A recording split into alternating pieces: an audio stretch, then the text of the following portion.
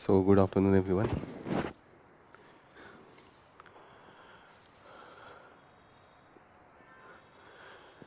Today we have near about 14 topics to discuss one by one. Let's see that the topic that we are going to discuss. Chance discovery of the treasure pot spark the frenzy. तो यहाँ पे क्या हुआ है, सोने का घड़ा मिल गया है जिसमें पैसे ही पैसे हैं. लोग खुदाई कर रहे थे और वो 18th सेंचुरी का है. तो वी विल सी दैट कि क्या उसका रेलिवेंस है. Okay, then we will study that the more migrants workers assaulted in the Meghalaya. अगर बाहर से लोग जाते हैं काम करने, जैसे मेघालय में प्लांटेशन वर्क होता है, अदर वर्क है, तो अब कहाँ से लोग जाएंगे? यूपी बिहार से. तो वहाँ पे कहीं ना कहीं लोकल एक तो है कि रिसोर्स हमारा ले रहे हैं, और दूसरी ये होती है कि जॉब भी हमारा ले रहे हैं. तो ऐसे थोड़ा सा डिफरेंस होने लगता है. तो वहाँ पे अभी हम देख रहे हैं कि अटैक हो रहा है जो यूपी बिहार के जितने भी माइग्रेंट्स हैं उन पे. Okay, so it will be under GS paper 2 polity. यहाँ पे हम मेन पढ़ेंगे इनर लाइन परमिट होता है. जैसे हमें लगता है कि इंडिया में कहीं पे भी जाना फ्री है, लेकिन इंडिया के कुछ स्टेट्स ऐसे हैं जहाँ पे पहले ही आपको परमिशन लेना पड़ेगा जाने के पहले, और उसका कुछ ड्यूरेशन होता है. तो we will see that what is the inner line permit और किस किस स्टेट्स में ये है. Then we will study that the stage for the opening Jagannath temple Rath Bhandar, रत्न भंडार. ओके, तो यहाँ पे देखेंगे कि उनका जो चढ़ावा चढ़ता है या जो भी होता है वो मंदिरों का काफ़ी ज़्यादा जाता है. सोने वोने का पूरा चढ़ावा चढ़ता है जो बड़े बड़े मंदिर हैं. तो वहाँ पे कभी कभी ये ओपन करते हैं. तो देखते हैं इसको ओपन करने के लिए एक नया रूल रेगुलेशन बना है, क्योंकि वहाँ पे होता है कि पैसे का मिसमैनेजमेंट होने लगता है. तो we will see for that as well. Then we will see that the police register FIR on lewd remarks made about the wife of the Kirti Chakra. तो यहाँ पे मीन हम ये केस क्या चल रहा है उस पर नहीं जाएंगे, ये अवार्ड्स पे जाएंगे कि ये अवार्ड किस कंडीशन में दिया जाता है और भी क्या अवार्ड है. ठीक है, पीसीएस में ये यूज होगा. Then we will study SC6 report on the Gram Nyayalaya. Gram न्यायालय ये हम देखेंगे कि ग्राम न्यायालय क्या होता है और ये जो नॉर्मल कोर्ट हम देखते हैं उससे डिफरेंट कैसे है. तो it will be part of GS paper 2 polity, जहाँ पे जुडिशरी के बारे में हम पढ़ते हैं. Then we will see that the Chandipur virus एक नया बहुत ही रेयर वायरस है जिससे कि फीवर एंड यहाँ तक कि डेथ भी हुआ है. तो इसके बारे में देखेंगे कि what is the basics about it. Then we will study that the sweet slice of the Assam. Pineapple आप लोग खाते ही हैं, तो पाइनएप्पल का मेन जो प्रोडक्शन होता है वो नॉर्थ ईस्टर्न स्टेट्स में होता है और वहाँ पे असम में खासकर होता है. तो इसके बारे में देखते हैं कि how the cultivation takes place. तो जीएस पेपर 1 ज्योग्राफी में एग्रीकल्चर सेक्शन में होगा. Then we will study that why the militancy on the rise into the Jammu and Kashmir. Recently हमने देखा है कि जम्मू एंड कश्मीर में कंटिन्यूअसली अटैक बढ़े हैं. तो this will be part of GS paper 2 GS paper 3 internal security. After that we will see that the Supreme court ruling, SC का मतलब Supreme court ruling on the portrayal of the disability into the film. जैसे नहीं दिखाया जाता कि film में जो अगर डिसेबल्ड हैं जैसे कि विकलांग हैं तो उनके बारे में कुछ निगेटिव चीजें दिखाई जाती है, उसे समाज में वो मान लिया जाता है. एक दिन और हम लोग डिस्कस किए थे इसके बारे में, वी विल सी अगेन. तो ये किसका पार्ट होगा? GS paper 2 vulnerable section of the society, जो कमजोर वर्ग है सोसाइटी में उसका जीएस पेपर 2 में है, मेंस में आता है. Then we will see that how is the India's hunt for the critical minerals.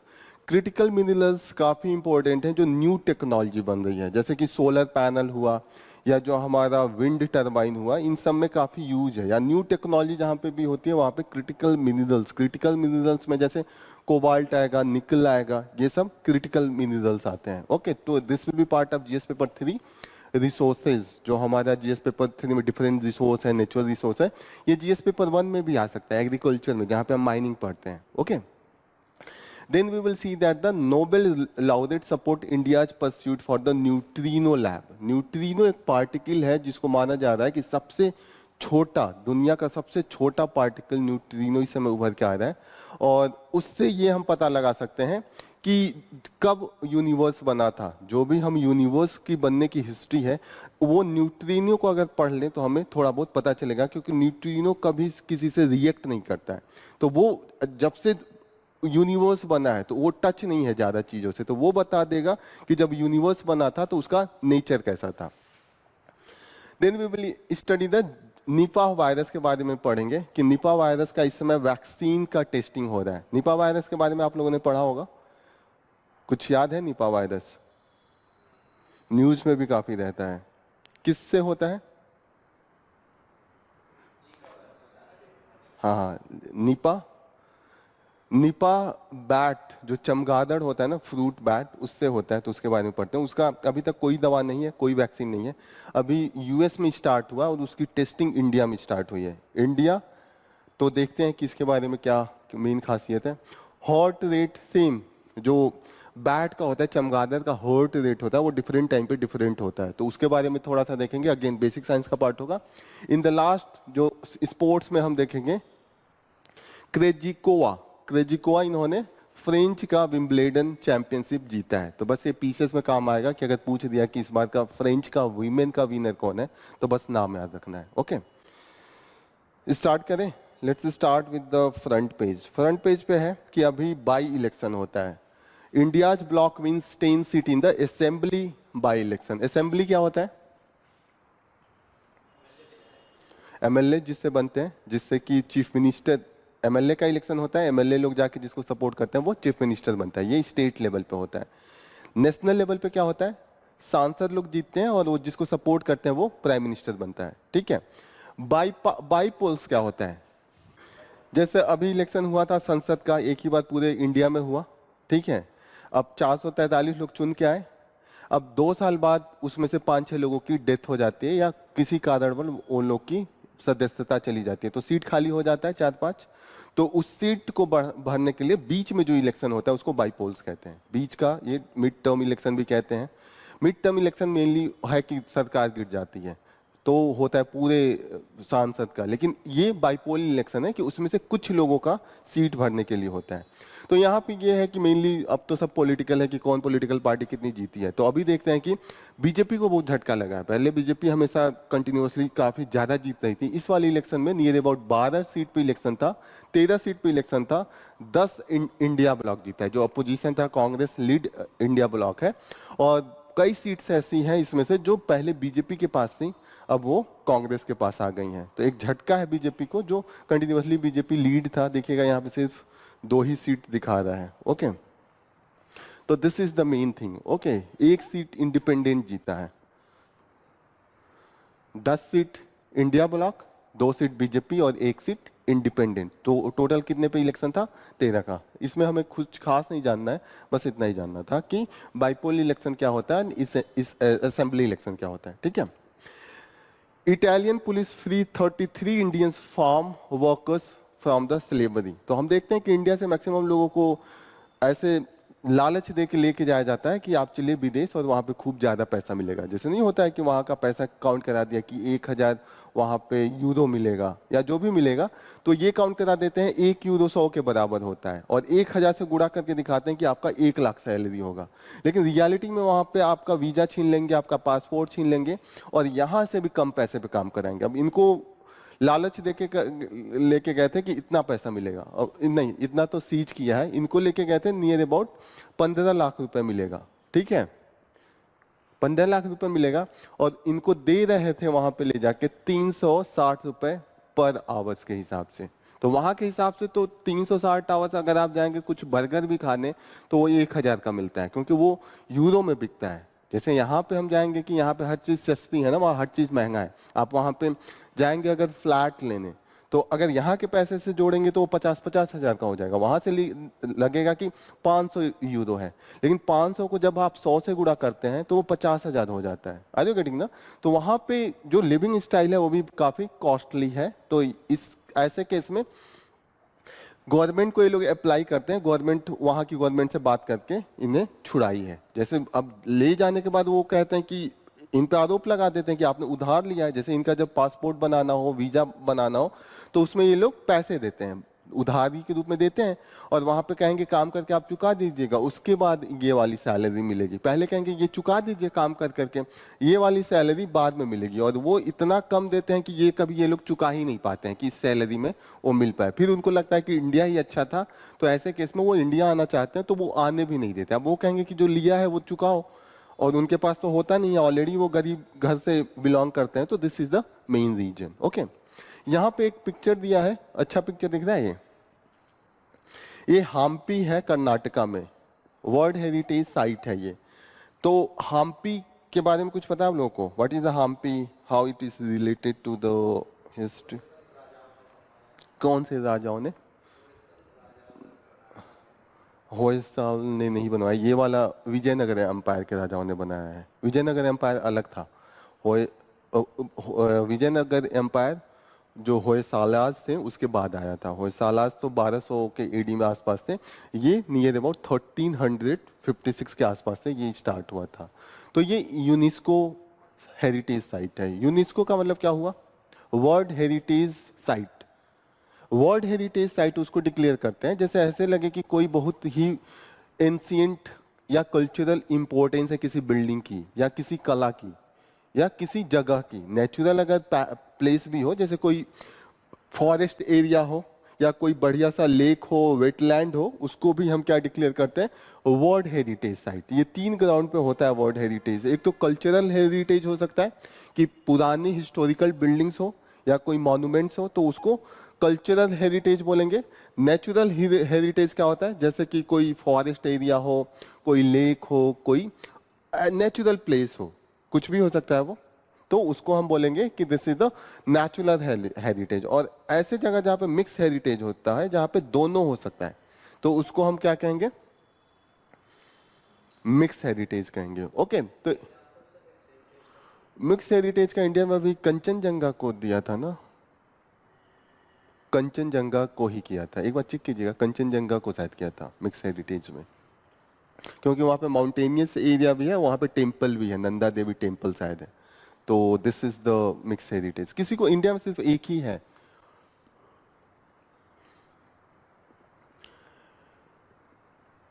Natural का तो हो जाएगा काजीरंगा नेशनल पार्क हो जाएगा। कल्चरल का तो बहुत से साइट हैं, ये विजयनगर एम्पायर का ही ये हो गया। ओके, है कंचनजंगा, है ना मिक्स? वहां पे मिक्स हेरिटेज में नहीं है क्या वो?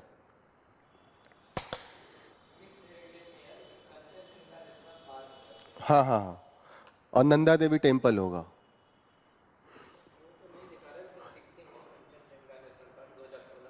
अभी हाल ही में उसको डिक्लेयर किया, वो पहला इंडिया का है मिक्स। ओके, तो काफी ऐसा नहीं है कि इंडिया का बहुत जल्दी जल्दी होता है, पूरे वर्ल्ड लेवल पे शायद इंडिया का सिर्फ कंचनजंगा एक ही है जिसको मिक्स में है, और कोई है भी नहीं। ओके,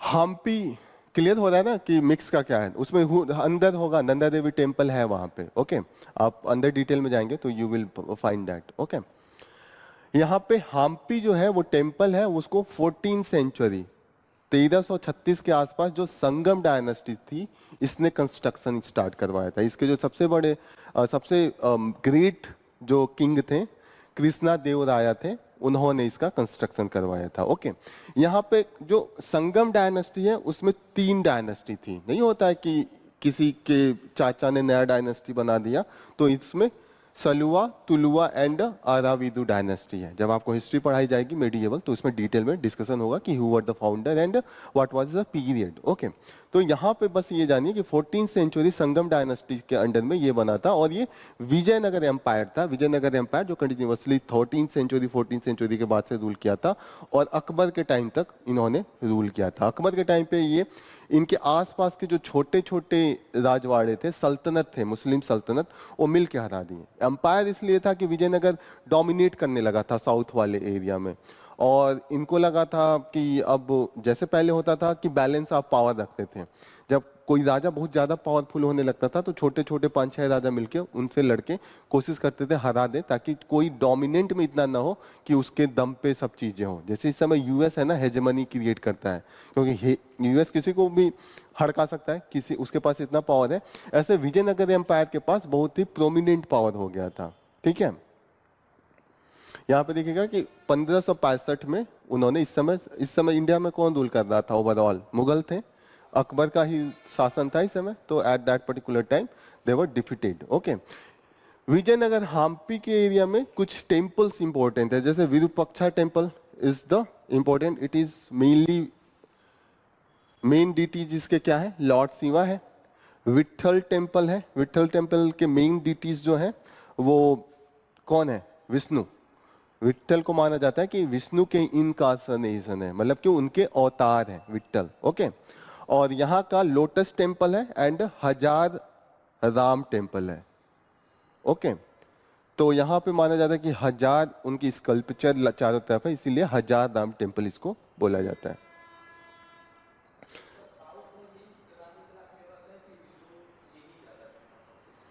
साउथ में वहाँ पे मेनली, जैसे अगर केरला में देखें तो वहाँ पे शक्ति फेमस थी, दुर्गा जी की जो रूप है, और केरला को छोड़कर और सब साउथ एरिया में शिव बहुत फेमस थे। जे विष्णु जी इतने फेमस नहीं थे, या राम का तो उतना कुछ वो नहीं था। शिव जी का बहुत है। शिव जी को वहाँ पे मुरुगन के नाम से जाना जाता है, और भी डिफरेंट नाम से जाना जाता है, जैसे यहाँ पे विरूपाक्षा के नाम से है, तो ऐसे डिफरेंट नेम्स हैं वहाँ पे। सबसे ज्यादा फेमस नेम जो है वो मुरुगन है। ओके, क्लियर है? इसका यही वो मेन रेलिवेंस है। ये कल्चरल हेरिटेज है, वर्ल्ड हेरिटेज साइट, और ये किसके द्वारा दिया जाता है? यूनेस्को एक ऑर्गेनाइजेशन है, यूएन का पार्ट है, एक स्पेशल इंस्टीट्यूट है यूनेस्को का। ओके, यहाँ पे दिया भी हुआ है। हम्पी का चैरियट बहुत फेमस है। चैरियट का मतलब पता है ना कि रथ, रथ को इंग्लिश में चैरियट कहते हैं। तो ये चैरियट काफी फेमस है। जो अदर दो दो चैरियट और भी फेमस है टेम्पल्स, वो एक तो कोणार्क का सन टेम्पल में है, एक महाबलीपुरम, वहां पे चैरियट से बना हुआ टेम्पल है, मतलब वहां पे रथ के जैसे आपको बना हुआ दिखेगा। ओके,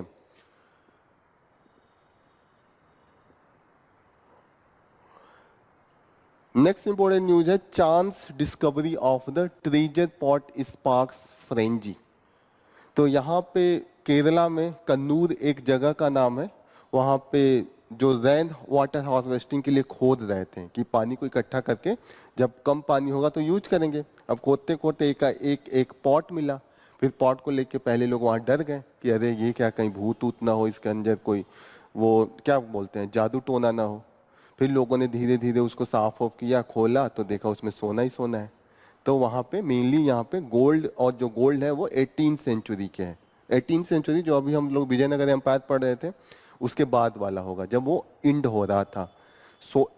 सेंचुरी हमेशा जो हम जैसे 1600 लिखे, जैसे अभी 2000 कितना है, 24 है, तो ये 21st सेंचुरी चल रहा है। एक आगे देखते हैं, क्योंकि 2000 के बाद 2100 के बीच का है, तो हम 2000 क्रॉस कर गए हैं, तो 20वीं सदी नहीं है, ये 21वीं सदी है।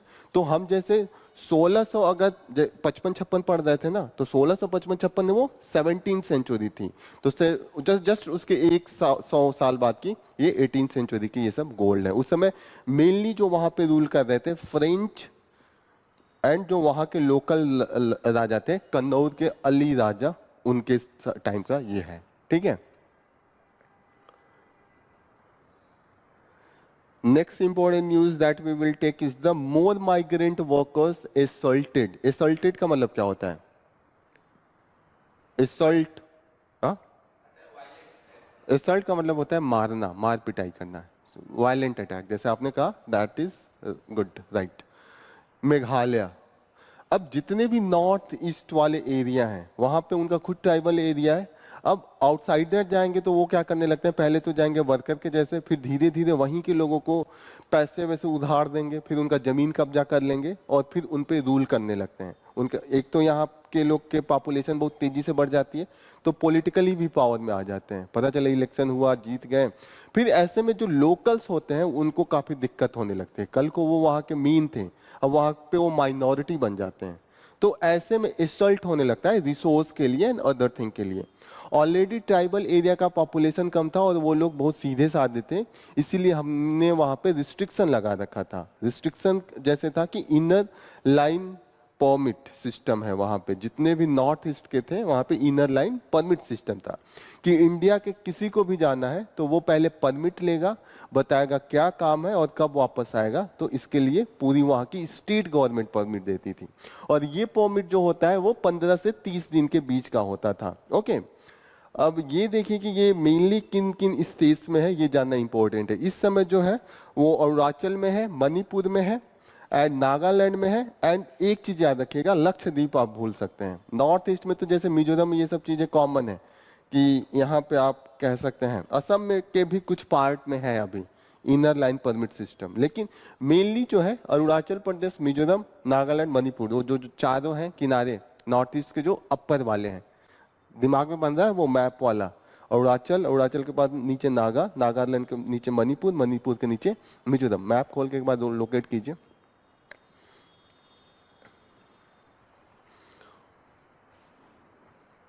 नॉर्थ ईस्ट का मैप खोलिए और उसमें एक बार लोकेट कीजिए।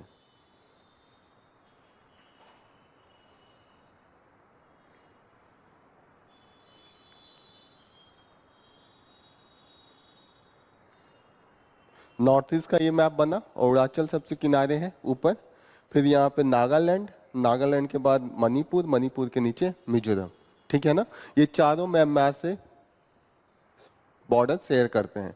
ऊपर वाला जो अरुणाचल प्रदेश है वो म्यांमार से भी करेगा और चाइना से भी करेगा। ओके, मिजोरम जो है वो यहाँ देखिएगा ये बांग्लादेश से अटैच्ड है। क्लियर हो रही है? तो थोड़ा सा ये चीजें क्लियर होनी चाहिए ताकि कभी प्रीलिम्स में पूछ दे कि मिजोरम कितने देश से अपना बॉर्डर शेयर करता है, तो 2 देश हो जाएगा, Myanmar and Bangladesh. Okay, Tripura केवल बांग्लादेश से करता है, तो यू शुड बी क्लियर। जो इसका ड्यूरेशन होता है 15 से 13 डेज। इसका विरोध भी होता है इनर लाइन परमिट का। एक सपोर्ट में लोग बोलते हैं कि आप बाहर ही जाके वहां के ट्राइबल का रिसोर्स ले लेते हैं और एक्सप्लॉयटेशन करते हैं। लेकिन जो लोग कहते हैं इनर लाइन परमिट नहीं होना चाहिए, वो कहते हैं कि आर्टिकल 14 इंडिया का कहता है there should be the equality. मैं यूपी का हूँ, बिहार का हूँ या कहीं का भी, मुझे कहीं पे भी जाने का भी अधिकार होना चाहिए। वो आर्टिकल 19 कहता है right to freedom of movement. Movement होता है ना कि आप इंडिया के अगर सिटीजन है तो कहीं पे भी। राइट टू इक्वालिटी यहाँ पे इसलिए आ जाती है, जब नागालैंड वाले यूपी में आ रहे हैं तो हम परमिट नहीं मांग रहे हैं, तो हम जा रहे हैं तो उनको परमिट क्यों देने की जरूरत है? तो इक्वालिटी के खिलाफ हो गया ना right to equality. Right to life के खिलाफ भी हो गया, राइट टू प्रोफेशन के भी खिलाफ हो गया कि जब हम आप यहाँ पे आके प्रोफेशन करना चाहते हैं, कोई जॉब करना चाहते हैं या कुछ दुकान खोलना चाहते हैं तो आपको फ्री है, जब मैं जाना चाहता हूँ तो क्यों है? तो इस सब चीजों को लेके हमेशा डिबेट होता रहता है। तो that is always question by this article 14 right to equality, 15 भी राइट टू इक्वालिटी। यहाँ पे बोलता है कि डिस्क्रिमिनेशन नहीं होना चाहिए on the ground of the कहाँ पे आपका जन्म हुआ है, नागालैंड में हुआ कि यूपी में हुआ, दैट डजंट मैटर। आर्टिकल 19 किस चीज की बात करता है? Freedom of movement across the India, घूमने का अधिकार। अब मैं इंडियन सिटीजन हूं तो मुझे तो इंडिया के किसी भी पार्ट में जाने का अधिकार होना चाहिए। That is given by the article 19।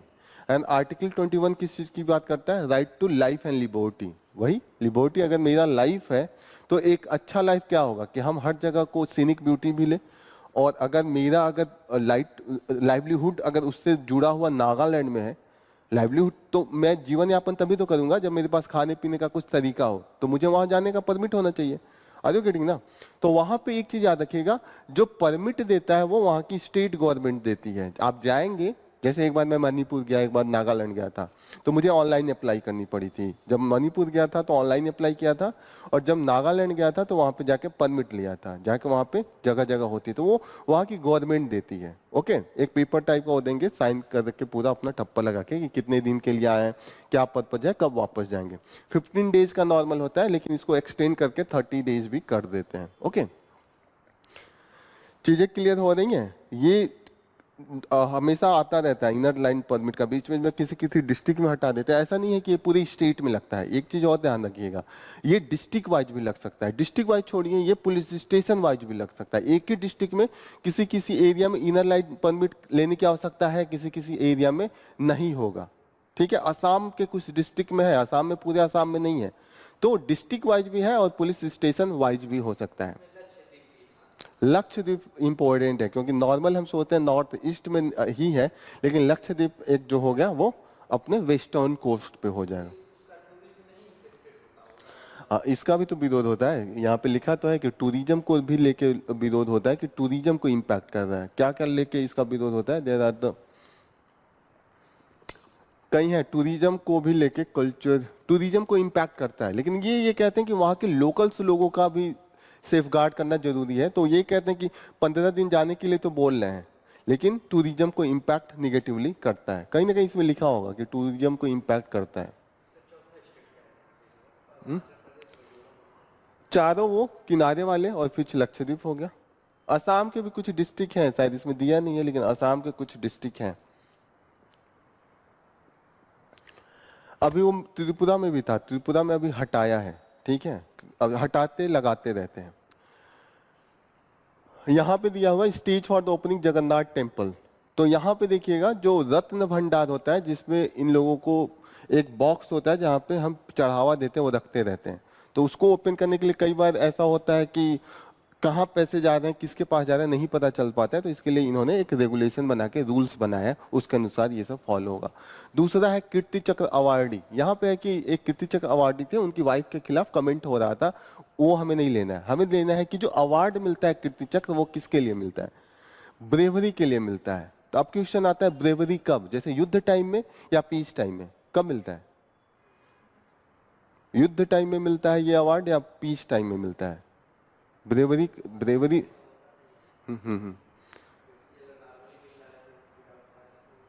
Peace time. जैसे एक होता है कि डिक्लेयर हो कि वार है, एक होगा कि वार नहीं हो रहा है, लेकिन नहीं होता है कि मिलिटेंट्स टेररिस्ट से लड़ रहे हैं।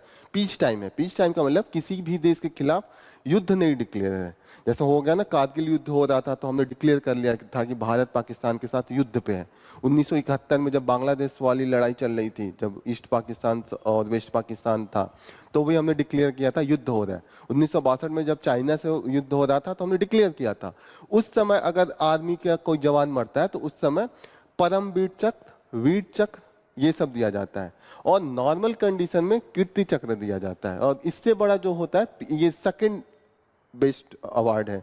सबसे टॉप वाला अच्छा जो अवार्ड होता है, सबसे बेस्ट अवार्ड होता है, वो अशोक चक्र होता है। ओके, तो यहाँ पे दिया हुआ है, एक बार उनका आप ये बना लीजिए कि कौन सबसे बड़ा है, कौन सबसे छोटा है।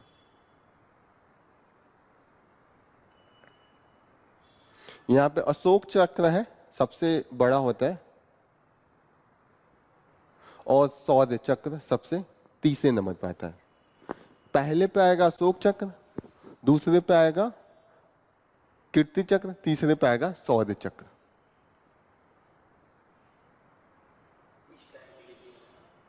पीस के लिए ये।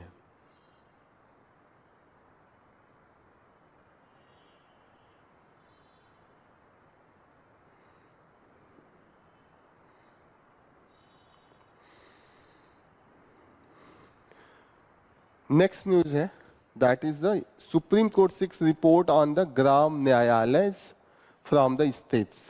ओके, तो यहां पे है कि व्हाट इज द ग्राम न्यायालय। क्या होता है ग्राम न्यायालय? जैसे ग्राम न्यायालय का कॉन्सेप्ट ये आया कि नॉर्मल जैसे गांव में किसी को लड़ाई हो गया किसी भी चीज को लेके, जमीन को लेके, या किसी ने किसी का ऐसे मतलब पैसे ले लिया, उधारी ले लिया हो, दे नहीं रहा, उसको भी लेके लड़ाई हो गया, किसी भी मैटर पे लड़ाई झगड़ा या कोई भी ऐसा चीज है, या जमीन को लेके लड़ाई हो गया कि जमीन का हिस्सेदारी को लेके लड़ाई हो गया, तो ऐसे में नॉर्मल कोर्ट में जाते हैं। अब कोर्ट में इतना ज्यादा केसेस पेंडिंग है कि वो आते आते काफी लंबा टाइम लग जाता है। दूसरी चीज ये है कि उसमें पैसे बहुत खर्च होते हैं, आपको वकील का पैसा दीजिए, इसका दीजिए, उसका दीजिए। तो इसके लिए सरकार ने ये लगाया कि अगर मानिए छोटा मोटा मैटर है, जो बहुत बड़ा मैटर नहीं है, ऐसे मानिए कि 10-20 हजार के लिए लड़ाई है, तो ऐसा हम एक ग्राम न्यायालय बना देते हैं, जिससे कि पैसे उसमें नहीं लगेगा, आपको वकील नहीं हायर करना पड़ेगा, खुद लोग जाके, एक ऑफिसर आएगा जुडिशरी का, उसके सामने अपना जाके बताएंगे, और जो जुडिशियल ऑफिसर है वो चेक को करके वो मामला सल्टा देगा। तो ये स्पीडी जस्टिस के लिए बनाया गया था। स्पीडी जस्टिस क्यों? क्योंकि हमारा कॉन्स्टिट्यूशन ये कहता है कि हमारे जितने भी सिटीजन हैं उनको जस्टिस टाइमली मिलना चाहिए, स्पीडी जस्टिस, और फ्री ऑफ कॉस्ट भी मिलना चाहिए। अगर वो गरीब है, वो एफोर्ड नहीं कर सकता, तो उसको सस्ता, ऐसा नहीं है कि मैं गरीब हूँ, मेरे साथ अन्याय हो रहा है और मेरे पास पैसे नहीं है, मैं लड़ नहीं पा रहा हूँ और मुझे न्याय नहीं मिले, इसके लिए इन्होंने एक ग्राम न्यायालय एक्ट बनाया था 2008 में और इम्प्लीमेंट किया था 2009 में। तो वो जो है हमारा कॉन्स्टिट्यूशन का आर्टिकल जो है 39 कहता है equal justice and the free legal aid. Are you getting ना, कि equal justice and the free legal aid. यहां पे ये बोल रहे हैं कि स्टेट शैल सिक्योर, स्टेट का मतलब जो स्टेट है हमारा, उसको हमेशा ये प्रयास करना चाहिए कि इसके जितने भी सिटीजन्स हैं they should get the equal opportunity for the justice. ऐसा नहीं है कि जो अमीर है वो बड़े बड़े लॉयर करके कर ले रहा है और जो गरीब है उसको वो चीजें नहीं मिले। तो ऐसे केस में गवर्नमेंट को क्या करना चाहिए, फ्री लीगल एड देना चाहिए कि अगर आप नॉर्मल भी कोर्ट में नहीं लड़ पाएंगे तो वहां पे भी अगर आप जाके जज से कहते हैं कि मेरे पास वकील नहीं है, तो जज वहां पे आपको फ्री में लॉयर दिलाता है। लेकिन ये है कि वो लॉयर कैसा होगा कैसा नहीं होगा वो आपके चॉइस का नहीं होगा, वो जो गवर्नमेंट वाली लॉयर मिलेगी उसी से आपको लड़ना पड़ेगा, ठीक है। लेकिन उससे भी सस्ता जैसे गांव लेवल पे हो जाए तो एक ग्राम न्यायालय एक्ट इन्होंने सोचा बना देंगे, और वो ऐसा नॉर्मल कोर्ट नहीं होगा जो जैसे डिस्ट्रिक्ट कोर्ट जाना पड़े, वहां पे वो मूवेबल एक गाड़ी टाइप का होगा और एक ऑफिसर आएंगे वहीं पे कहीं बैठ के, जो ग्राम पंचायत होगा एक दिन कहेंगे कि आज ये सब जुडिशियल काम होगा, और वो सुन सुन के जितने भी लोगों का कुछ समस्या होगा उस पर वो जजमेंट दे देंगे, ठीक है ना। तो यहां पे देखिएगा, to ensure the opportunity for the securing justice are not denied any citizen by the reason of economic और द अदर डिसेबिलिटीज। इकोनॉमिक का मतलब पैसा नहीं है, इसके कारण किसी को ऐसा ना हो कि जस्टिस ना मिले, और उस केस में जो गवर्नमेंट गई उन्होंने ग्राम न्यायालय एक्ट लेके आया, 2008 में लाए और 2009 में इसको इंप्लीमेंट किया है। ओके, यहाँ पे दिया हुआ है, चीजें समझ में आ रही हैं। यहाँ पे जो जुडिशियल ऑफिसर होगा वो आपका मेनली होगा कि क्विकली तुरंत सुनेगा और कुछ ना कुछ आपको डिसीजन दे देगा, ज्यादा चीजें उसकी टाइम बाउंड मैनर में होता है।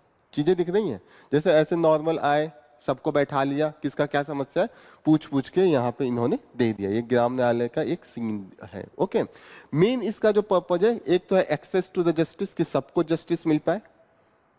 चीजें दिख रही हैं, अब देखिए, access to the justice, affordable justice मतलब कम पैसे में जस्टिस मिले। तीसरी चीज है speedy disposal of the cases, जो केसेज है पेंडिंग ना बन। एक दिन मैं बता रहा था ना, इस समय जो छोटे छोटे डिस्ट्रिक्ट कोर्ट है उसमें 3 करोड़ से भी ज्यादा केसेस पेंडिंग है, और उसको अगर करना शुरू किया जाए, डिस्पोज करना स्टार्ट किया जाए तो 100 साल से ज्यादा लग जाएगा। सुप्रीम कोर्ट ने कहा कि इतना ज्यादा पेंडिंग केसेज है और कोर्ट और जजेज बहुत कम है। पॉपुलेशन आप देख ही रहे हैं कितने तेजी से ग्रो कर रहा है, लेकिन आप नहीं देख रहे होंगे कि उतनी तेजी से न्यायालय बन रही होंगी। जो जो जज जो कोर्ट्स हैं वो उनके नंबर अभी भी लिमिटेड हैं, ठीक है ना। और इसका अदर इंपॉर्टेंट है कि प्रमोट अल्टरनेटिव डिस्प्यूट रिजोल्यूशन, जैसे कोर्ट वाला मेथड को छोड़ के लोग आपस में भी क्या कर लें, समझौता कर लें और आपस में ही चीजों को ले दे के समाप्त करें। जैसे होता है ना कि छोटे छोटे बात के लिए लड़ाई हो जाती है, 1 गज के लिए लड़ लेंगे और उसके लिए लाखों खर्चा करेंगे और उसका जोड़ा जाए तो 10,000 का होगा। तो आदमी गुस्से में तो लड़ लेता है, लेकिन अगर शांति से समझाया जाए, कोई जुडिशियल ऑफिसर आके समझाता है कि अभी आप कोर्ट में जाएंगे, लॉयर के चक्कर में भागेंगे दौड़ेंगे, वो हर क्या होता है तारीख पे तारीख वाला, ऐसे ही डायलॉग फेमस है सनी देओल का, तो वो तारीख पे तारीख मिलेगा और यू विल हैव टू पे लॉट ऑफ थिंग। उसका मेंटल स्ट्रेस भी होता है कि जाना है, एक दिन काम छोड़ के तो आदमी जाता है, काफी दिक्कतें होती हैं। तो इसीलिए इसको अल्टरनेटिव डिस्प्यूट रिजोल्यूशन का एक तरीका लाया गया। Empower rural population and educate about the legal rights. ये लोग जाते हैं, जुडिशियल जो ऑफिसर होते हैं वो लीगल राइट्स भी बताते हैं कि आपके क्या राइट्स हैं, क्या क्या आपको सरकार दे सकती है और कैसे क्या प्रोसीजर फॉलो करना पड़ता है। These are all the things. Okay, समझ में आ गई चीजें। ये चांदीपुरा वायरस, ये एकदम नया वायरस है। इसका मेन जो है, इस पे अभी रिसर्च दिया गया है और नेशनल इंस्टीट्यूट ऑफ वायरोलॉजी है, ये रिसर्च कर रहे हैं। इसके बारे में बहुत कम चीजें पता है। इसको जो बहुत कम लोगों को इम्पैक्ट करती है और एकदम नया वायरस होता है, उसको रेयर रेयर वायरस कहते हैं। ओके, रेयर डिजीज भी कहते हैं। ये कहाँ पे पाया गया है? गुजरात के एरिया में, and mainly it is due to the, इसका इसका जो इम्पैक्ट है, causing the fever, flu like symptom and acute encephalitis. Encephalitis दिमाग से बीमारी है। अभी हम लोगों ने एक दिन पढ़ा था इंसेफेलिटीज, जब in case of the Zika virus पढ़ा था ना, उसमें क्या पढ़ा था कि जो ब्रेन का ग्रोथ होता है वो कम होता है। एंड यहाँ पे देखिएगा, यहाँ पे इन्फ्लेमेशन, इन्फ्लेमेशन का मतलब बहुत तेज दर्द नहीं होता है कि एकदम जलन वाला दर्द कभी कभी होने लगता है, तो वो इसका मेन सिम्पटम है।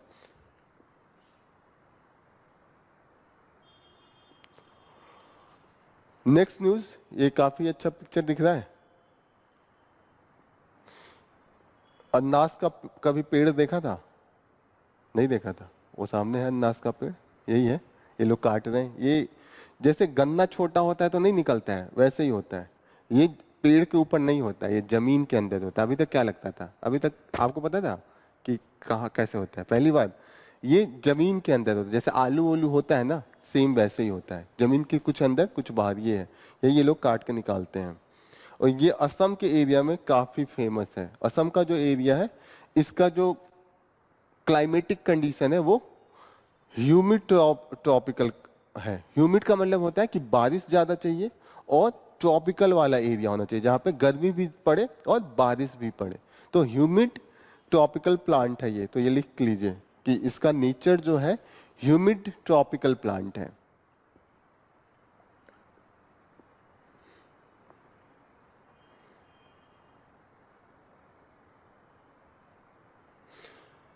पाइनएप्पल की सबसे बड़ी खासियत है कि ये डिफरेंट क्लाइमेटिक कंडीशन में हो सकता है। मेनली तो ह्यूमिड ट्रॉपिकल में भी होता है, लेकिन ये डिफरेंट एरिया में भी होता है।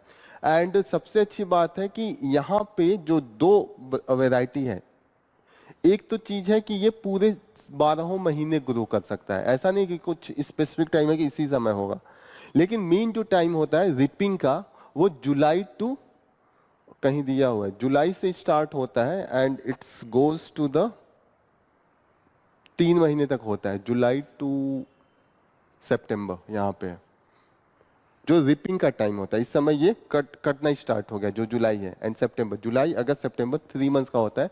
और जो इसको बोना स्टार्ट करते हैं वो फेब टू अप्रैल। लेकिन ये 12 महीने हो सकता है, ऐसा नहीं है कि फिक्स है 12 महीने। और कोई फसल जो अपने वहां होता है?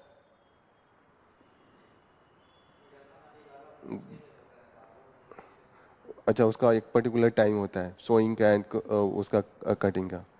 और कोई चीज है?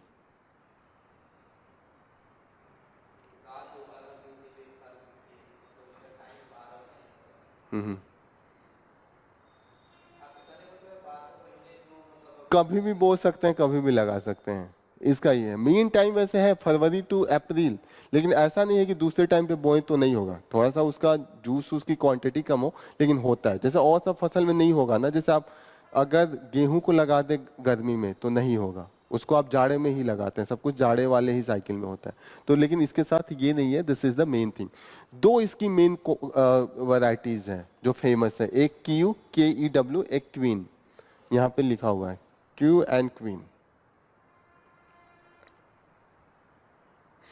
हेल्थ के लिए काफी अच्छा होता है पाइनएप्पल, आप लोग खाया कीजिए और उसके जूस को भी पिया कीजिए, बिकॉज द हेल्थ, ये हेल्थ के लिए काफी अच्छा होता है, क्योंकि they have the lot of vitamin and the minerals. Okay, दूसरी चीज ये है कि ये इसका एक्सपोर्ट काफी हो रहा है इस समय। एक्सपोर्ट का जो मेन नेशन है अपना नेबर्स, जैसे कि हो गया नेपाल हो गया, और जो वेस्ट एशिया का एरिया है, कतार, सऊदी अरबिया, यूएई, वहां पे इसका काफी ज्यादा डिमांड है। Okay, these are the things that you should know about the pineapple. ठीक है, ये सब पिक्चर्स दिया हुआ है कि कैसे लोग अपना लेके जा रहे हैं गाड़ी वाड़ी पे, जैसे अपने वहाँ लोग नहीं नॉर्मल आम ओम इस समय लेके आ रहे हैं, उस समय इस समय वहाँ पे ऐसे वो लोग पाइनएप्पल लेके जाते हैं अपने लोकल मार्केट्स में। एक अच्छी बात है कि आजकल टेक्नोलॉजी बढ़ने से इसको प्रोसेस कर दे रहे हैं, प्रोसेस करके इसका पल्प हो या इसका जूस हो, बॉटल में रख के या पाउच में रख के काफी लंबे टाइम के लिए बिक भी रहा है और काफी महंगा बिक रहा है। तो ये एक अच्छी बात है कि ये जो एकदम पका होता है तो उसको तुरंत ले जाके मार्केट में बेच देते हैं, और जो लगता है कि थोड़ा सा दिन चलेगा तो प्रोसेस भी कर देते हैं। और इसका जो पका हुआ होता है वो ज्यादा दिन चलता नहीं, तो सड़ना भी स्टार्ट हो जाता है, आपने देखा होगा पाइनएप्पल में। ठीक है, नेक्स्ट इंपॉर्टेंट न्यूज जो है वो, why is militancy on the rise into the Jammu and Kashmir. इस बार आप लोगों ने कंटिन्यूअसली न्यूज देखा होगा कि काफी अटैक हो रहा है। अभी पिलग्रिमेज पे हुआ, कंटिन्यूअसली कहीं ना कहीं अटैक हो रहा है। क्यों हो रहा है जम्मू एंड कश्मीर में?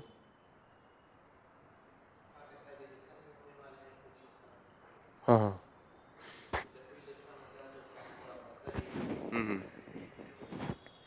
इस बार की सबसे यूनिक चीज ये है कि पहले कश्मीर वैली में अटैक हो रहा था, ये वाले जो मैक्सिमम अटैक हो रहे हैं वो जम्मू वाले एरिया में हो रहे हैं। जम्मू में मिलिटेंसी कम था लास्ट 20 सालों में, 2000 तक तो पूरे कश्मीर में था, जम्मू एंड कश्मीर दोनों में था।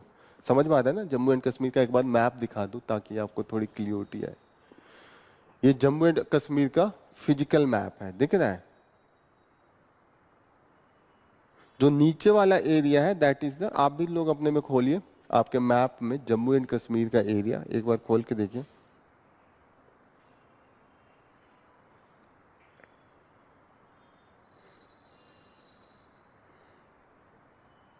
जम्मू एंड कश्मीर का ये एरिया दिख रहा है।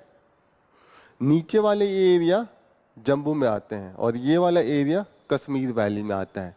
ओके, अभी जो मैक्सिमम हो रहा है जैसे कठुआ में अभी हुआ, उधमपुर में देखने को मिला है, तो इन सब एरिया में अभी ज्यादा हो रहा है।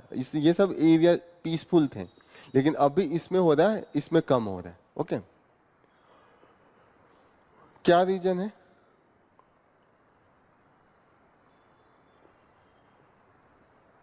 पहला रीजन है कि 2020 के आसपास हमने देखा कि चाइना और लद्दाख, चाइना और सिक्किम के जो बॉर्डर थे वहां पे काफी झड़प हो रहा था इंडियन आर्मी और चाइनीज आर्मी में हो रहा था। सुना था ना बीच में डोकलाम में अटैक हुआ और भी कई अटैक हुए।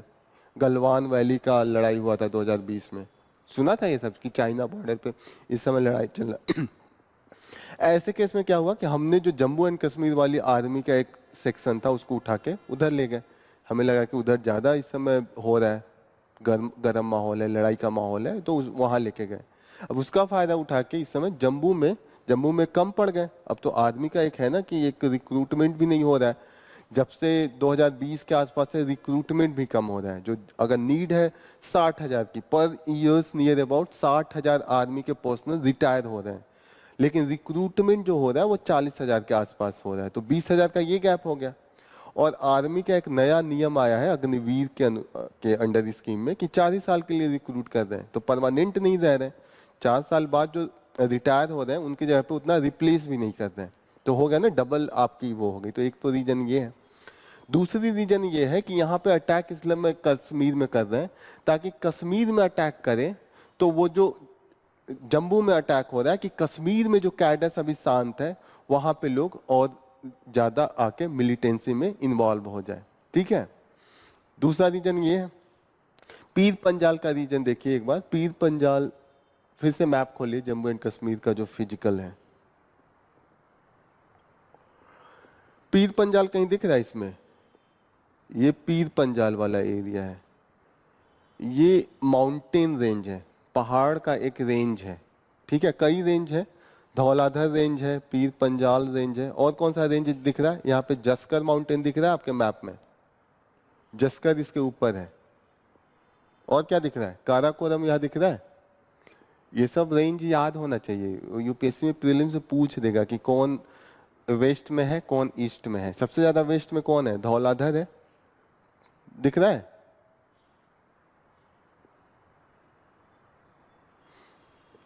ये सब चीजें दिख रही है ना मैप में। ये दिमाग में होनी चाहिए कि कहाँ पे कौन सा रेंज है। जस्कर यहाँ पे है, ठीक है, और सबसे लास्ट में कौन सा है? काराकोरम है। काराकोरम के बीच में क्या है? लद्दाख रेंज है। तो अगर मैं पूछूं कि सबसे वेस्ट में कौन है? धौलाधर है, ये धौलाधर। ठीक है, तो जो अभी अटैक हो रहा है पीर पंजाल के इस तरफ हो रहा है, ये वाले एरिया में। माउंटेन से भी याद रखिए। और जो पहले होता था वो पीर पंजाल के उस तरफ हो रहा था। क्लियर हो रही है चीजें? अब दूसरी चीज ये है कि गवर्नमेंट ये क्लेम कर रही है कि जब से इन्होंने 370 हटाया, जम्मू एंड कश्मीर में 370 का बीच में आपने खूब न्यूज सुना होगा। 370 क्या था? 370 क्या था?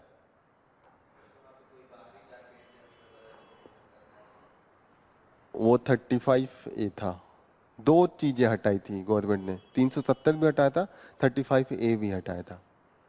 370 के अनुसार कि जम्मू एंड कश्मीर का सेपरेट कॉन्स्टिट्यूशन होगा, सेपरेट संविधान होगा। जैसे पूरे देश का एक संविधान है और जम्मू एंड कश्मीर का अपना खुद का संविधान था। 370 हटा के हमने वो वाला पॉलिसी हटा दिया। ओके, 35 ये जैसे इन्होंने कहा कि कोई बाहरी जाके जम्मू एंड कश्मीर में जमीन नहीं ले सकता था, वो 35 आर्टिकल में दिया हुआ था। ओके, उसको भी रिपील कर दिया था 2019 में। अब उसके बाद ये था कि अब ये गवर्नमेंट कहने लगी कि वहां पे ना कोई पत्थर फेंक रहा है, ना कोई प्रोटेस्ट हो रहा है। अब इस क्लेम को निगेटिव करने के लिए कहीं ना कहीं अगर ये लड़ाई स्टार्ट हो गई तो वहां के जो लोकल यूथ हैं जिनको भड़काया जाता है कि कश्मीर एक अलग देश होना चाहिए, उनमें जोश आने लगता है। आर यू गेटिंग ना? अगर ये सब दिखा दिया जाए फिर वहां की मिलिटेंसी नहीं रहेगी, और कहीं ना कहीं फिर तो जो सेपरेटिस्ट लोग हैं, जैसे पाकिस्तान का काफी इन्वॉल्वमेंट होता है, पाकिस्तान अपने आतंकवादियों को भेजता रहता है, क्योंकि अगर यहाँ पे उसका ये है कि कैसे भी जम्मू एंड कश्मीर को मिला लिया जाए। ओके, क्योंकि जम्मू एंड कश्मीर, ऐसा पाकिस्तान का मानना है कि मुस्लिम डोमिनेटेड एरिया है, और पाकिस्तान का जो क्या हुआ था, फॉर्मेशन हुआ था, वो on the name of Islam हुआ था कि इस्लामिक कंट्रीज अलग से होगा, तो ये मेन एरिया है। ओके, दूसरी चीज ये है कि पहले जो वहां पे सेना की टुकड़ियां हुआ करती थी इस आसपास, तो लोकल लोगों से थोड़ा सा बात व्यवहार भी होता था। अभी हम देख रहे हैं कि गैप हो गया है। तो ऐसे केस में जब बातचीत होती थी लोकल लोगों से, जो वहाँ की आर्मी रहती थी, तो वहाँ पे थोड़ा सा इंफॉर्मेशन मिलने लगता है कि क्या माहौल है, कौन अटैक कर रहा है। जो गैप आ गया तो इंफॉर्मेशन नहीं मिल पा रहा है, और इसके कारण जो अटैक होने वाला है उसकी प्रायर इंफॉर्मेशन नहीं आ पा रही है। ओके, एक चीज यहाँ पे इंफॉर्मेशन दिया है कि इंडिया और वहां पे कश्मीर एरिया में दो तरीके के बॉर्डर हैं। एक बॉर्डर जो डिफाइंड है कि ये बॉर्डर है, एक बॉर्डर जहाँ पे लड़ाई चल रही है, डिस्प्यूट है। जहां पे डिस्प्यूट है उसको एलओसी कहते हैं, लाइन ऑफ कंट्रोल। ठीक है ना? वहां पे अभी एग्रीमेंट नहीं है कि ये बॉर्डर है। जैसे जहां एग्रीमेंट होती है उसको इंटरनेशनल बॉर्डर कहते हैं, और जहां पे डिस्प्यूट होता है उसको लाइन ऑफ कंट्रोल कहते हैं। जो लाइन ऑफ कंट्रोल है वो काफी ज्यादा है। लाइन ऑफ कंट्रोल 740 किलोमीटर हो गया, जहां पे डिस्प्यूट नहीं है वहां पे 192 किलोमीटर है। एक दिन हम लोग डिस्कस कर रहे थे कि जहां पे भी पीस टाइम में केवल गश्ती करनी होती है, सुरक्षा देनी होती है, लड़ाई नहीं हो रही होती है, वहां बीएसएफ देखता है। और जहां पे भी लाइन ऑफ कंट्रोल टाइप का चीज होता है, जहां पे युद्ध एकदम कंटिन्यूअसली होती है, एक तरीके से झड़प बनी रहती है, वहां पे आर्मी होती है। तो इस समय आर्मी का जो है वो कंटिन्यूअसली कम हुआ है, वो हम लोग ऑलरेडी डिस्कस किए हैं। ठीक है ना? चीजें समझ में आ रही हैं? तीसरी चीज है कि जहां पे लाइन ऑफ कंट्रोल है उसका काफी पहाड़ी और काफी खुरदुरा एरिया है। जैसे प्लेन एरिया है तो वहां पे आप आराम से तार वार लगा के ब्लॉक कर सकते हैं, लेकिन जहां पे माउंटेनियस एरिया है वहां पे काफी कठिन हो जाता है। वहां पे एक तरीके से सर्विलांस करना भी काफी कठिन हो जाता है, दिखेगा ही नहीं। पहाड़ों पे कंट्रोल करना काफी डिफिकल्ट हो जाएगा। प्लेन है तो वहां पे आप इस तरफ आदमी लगा रहे हैं, दूसरे पहाड़ के पीछे से टेररिस्ट आ रहे हैं, तो कहीं ना कहीं टेररिस्ट के अंदर घुसने का जो लाइन ऑफ कंट्रोल वाले एरिया, वहां पे ज्यादा चांस है। वहां पे जो पहले बीच में रुक गया था वो इस समय बढ़ा हुआ है। ठीक है? दूसरी चीज है कि नियर अबाउट 300 वेपन्स दिया गया था बीच में, जो वहां की विलेज डिफेंस कमिटी थी। ओके, अब इस कंडीशन में पहले ये बहुत एक्टिव थे, बीच में इनकी एक्टिविटी कम हो गई थी।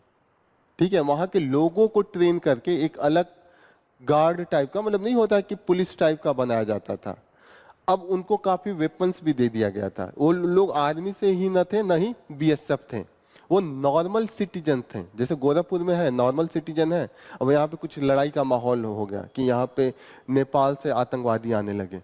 अब आर्मी की अगर कमी पड़ेगी तो हम क्या करेंगे? हम यहाँ के लोगों को भी तैयार करेंगे ताकि यहाँ के लोगों को ज्यादा पता हो। वहां के लोगों को इसलिए भी तैयार किया जा रहा है, जो मिलिटेंसी है उसमें वहां के लोग भी इन्वॉल्व हैं। कुछ वहां के भी लोकल्स हैं जो चाहते हैं कि कश्मीर एक सेपरेट नेशन बने। चीजें समझ में आ रही हैं? ये वहां के कुछ लोग, बच्चे जो हैं, उनको आइडियोलॉजी से ऐसा बता दिया गया है कि इंडियन आर्मी आपका आके कैप्चर किया है और इंडिया ने कैप्चर किया है। कश्मीर अलग देश है लेकिन इंडिया इस पे राज करना चाहता है। अब जो लोकल्स हैं उनको लगता है कि हमें अलग देश बनना है। ऐसे में वो लोकल्स हैं, उनको न्यूट्रलाइज करने के लिए वहां के ही लोकल लोगों को पुलिस में भर्ती किया जाए, आर्मी बनाया जाए, तभी तो होगा।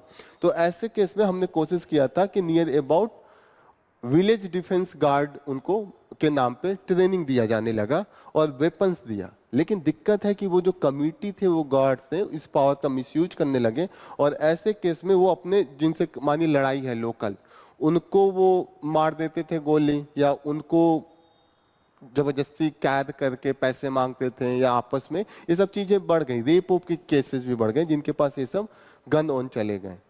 तो ऐसे केस में इसको थोड़ा सा कम कर दिया गया, लेकिन अभी हम फिर से इसको रिवाइज कर रहे हैं, रिवाइव कर रहे हैं। ओके, चीजें समझ में आ रही हैं? ये सब रीजन है जो यहाँ पे डिस्कस है। यहाँ पे दिया है ना कि कस्टोडियल टॉर्चर करने लगे अपने से जिससे लोकल दुश्मनी थी, और रेप ओप की केसेस बढ़ने लगे। दूसरी चीज ये है कि यहाँ पे जो आर्मी है, जो लोकल लोग हैं, उनको ये भी लगता है कि जब आर्मी का पावर ज्यादा होता है तो वहां पे कस्टोडियल डेथ एंड टॉर्चर ज्यादा होने लगता है। अब आर्मी को क्या मेन दिक्कत है? आर्मी का दिक्कत ये है कि आर्मी को ये लगता है कि उनके लोग मारे जा रहे हैं। अब आम जनता, जैसे मैं आम जनता हूँ, और जो मिलिटेंट है वो लोकल होते हैं, मानिए आके उनके घर में रह लिया, मैं शरीफ हूँ, मैं नॉर्मल डॉक्टर हूँ या इंजीनियर हूँ, लेकिन मेरे घर में कोई आतंकवादी आ गया, लेकिन वहां पे लोग उनको आतंकवादी नहीं समझते, वहां पे उनको क्या समझते हैं? हीरो टाइप का देख के कि अपने देश के लिए लड़ रहा है, कश्मीर एक अलग देश बनेगा उसके लिए लड़ रहा है। अब ऐसे केस में जाके जो डॉक्टर था नॉर्मल, उसके घर में सिर्फ हो रहा, लेकिन आदमी जाके उस डॉक्टर को टॉर्चर करने लगती है। तो कहीं ना कहीं एक तरीके से जो पीसफुल भी लोग हैं, जो न इधर है न उधर है, वो भी कहीं ना कहीं सपोर्ट करने लगते हैं जो टेररिस्ट ग्रुप है। समझ में आ रहा है ये? जैसे मैं तो नॉर्मल हूं ना, जैसे मेरे घर में अगर मेरा रिश्तेदार कोई टेररिस्ट ही आया, मुझे नहीं पता है कि वो किस एक्टिविटी में है, अब आदमी को ये पता चल गया कि इनके घर में आके रोका, अब उसको ले जाके वो टॉर्चर कर रहे हैं, तो पहले वो न्यूट्रल था, लेकिन जब टॉर्चर हो जाएगा तो उसका लड़का होगा या उसके और भी रिश्तेदार होंगे, वो आर्मी के खिलाफ होने लगेंगे ना। तो ऐसे में एक सेंटिमेंट कश्मीर में ये भी है कि कई बार जो नॉर्मल पीपल होते हैं वो आर्मी के खिलाफ एक सेंटिमेंट जाने लगता है, और जो आतंकवादी होते हैं उनको वो लोग हीरो समझने लगते हैं। आप देखिएगा कि जब वहां पे कोई आतंकवादी भी मरता है तो बहुत लंबा जुलूस निकालते हैं वो लोग, नॉर्मल ये पेपर में नहीं दिखाया जाता है, लेकिन बहुत बड़े बड़े प्रोसेशंस निकलते हैं। ऐसा नहीं है कि उनको वहां पे ऐसा देखा जाता है कि वो टेररिस्ट हैं। चीजें समझ में आ रही हैं ये? Next news, how India's hunt for the critical minerals going. तो क्रिटिकल मिनरल्स क्या होते हैं?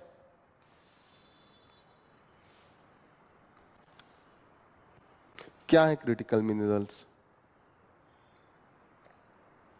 लिखा है यहां पे, कॉपर, लिथियम, निकल्स, कोबाल्ट, ऐसे मिनरल्स जिनका यूज जो अभी न्यू टेक्नोलॉजी आ रही है, जैसे कि रिन्यूएबल एनर्जी हो गया, या डिफरेंट टाइप के, जैसे कि मिसाइल्स बनाने में उनका क्रिटिकल रोल है, तो उनको critical minerals and rare earth minerals कहते हैं। ओके, क्रिटिकल मिनरल्स अलग हो गए, रेयर अर्थ मिनरल्स एक पर्टिकुलर, क्या बोलते हैं उसको, एटॉमिक नंबर्स के बाद वालों को, हाँ, उनको रेयर अर्थ मटेरियल कहते हैं। इन दोनों का यूज जो अभी का न्यू टेक्नोलॉजी है, जैसे मिसाइल टेक्नोलॉजी हो गया, आप सोलर एनर्जी से बनाने को टेक्नोलॉजी लेके आए, या कोई न्यू कंप्यूटर्स बना रहे हैं हाई पावर का, उसमें इन सब का काफी यूज है। ओके, अब इंडिया में दिक्कत है कि इंडिया में ये ना के बराबर पाए जाते थे, अभी तक एकदम जीरो था, 100% यहाँ पे इंपोर्ट होता था। अभी देखिएगा यहाँ के जो हमारे